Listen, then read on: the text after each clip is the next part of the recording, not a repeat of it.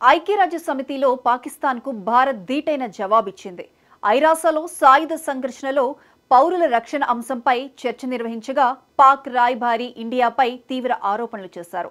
కశ్మీర్ అంశాన్ని లేవనెత్తి మరీ ఇటీవలే ఇరు దేశాల మధ్య చోటు చేసుకున్న అంశాలు, ఉద్రిక్త పరిస్థితుల గురించి ప్రస్తావించారు. దీంతో ఐరాస భారత శాశ్వత ప్రతినిధి రాయబారి పర్వతనేని హరీష్ ధీటుగా బదిలిచ్చారు. ఉగ్రవాదులు, పౌరులకు మధ్య తేడా చూపని పాకిస్తాన్ ప్రజల ప్రాణాలు రక్షించడం గురించి మాట్లాడే అర్హత ఏమాత్రం లేదని ఘాటుగా చెప్పారు.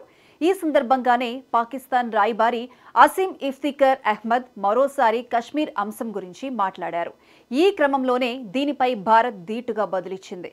ముఖ్యంగా ఐరాసలో భారత శాశ్వత ప్రతినిధి పర్వతనేని హరీష్ మాట్లాడుతూ పాకిస్తాన్ ప్రతినిధి పలు అంశాలపై నిరాధారమైన ఆరోపణలు చేశారని చెప్పారు. భారత్ దశాబ్దాలుగా పాక్ ప్రయోజిత ఉగ్రవాదులతో పోరాడుతుందన్నారు. 65 ఏళ్ల క్రితం భారత్ చిత్తశుద్ధితో పాక్తో సింధు జలాల ఒప్పందం కుదుర్చుకుంది. 6.5 దశాబ్దాల్లో పాకిస్తాన్ 3 యుద్ధాలు చేసి ఈ ఒప్పందాన్ని ఉల్లంఘించింది. వేల మంది ఉగ్రవాదులు మాపై దాడులు చేశారు. గత 4 దశాబ్దాల్లో ఉగ్రవాదులు చేసిన దాడుల వల్ల భారత్లో 20,000 మంది పౌరులు ప్రాణాలు కోల్పోయారు. పాక్ సీమాంతర ఉగ్రవాదాన్ని పెంచి పోషిస్తూ భారత్లోని పౌరుల జీవితాలను, మత సామరస్యాన్ని, ఆర్థిక వ్యవస్థను దెబ్బతీయాలని చూస్తోందని తెలిపారు. గతంలో ముంబై దాడుల దగ్గర నుంచి ఇటీవల జరిగిన పెహల్గాంలో అమాయకపు పర్యాటకులపై దాడులు చేశారని చెప్పారు. పౌరులే ప్రధాన లక్ష్యంగా దాడులకు పాల్పడుతున్నారని పెహల్గాం దాడికి ప్రతిస్పందనగా అన్నారు.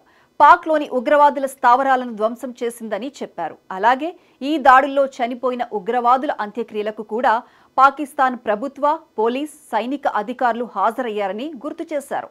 ఉగ్రవాదులు, పౌరుల మధ్య తేడాను గుర్తించని ఆ దేశానికి మమ్మల్ని విమర్శించే అర్హత లేదని హరీష్ పేర్కొన్నారు.